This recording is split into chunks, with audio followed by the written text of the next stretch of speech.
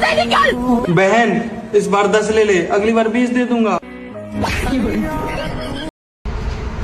अरे यार के भन्नु अब यिनीहरूलाई साला मजाक बनाएर रहेछ। यत्रो भाइ बहिनीको यत्रो पवित्र बन्धनको दिन यिनीहरूलाई यस्तो यिनीहरूको लागि नाटक चलिरहेछ एउटा लाइक पाउनुको लागि, कमेन्ट पाउनुको लागि।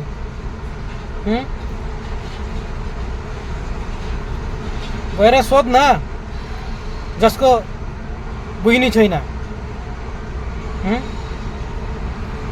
गएर सोध न जा जसको कि बहिनीको भाइ छैन, त्यसलाई सोध्न गएर।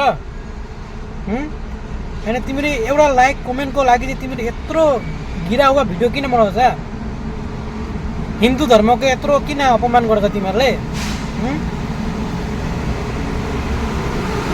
साला गएर नदीमा गएर डुबेर मर्नु नि साला खाते बच्चियाहरू। जति सक्दो यो भिडियो सेयर गरिदिनु होला साथीहरू।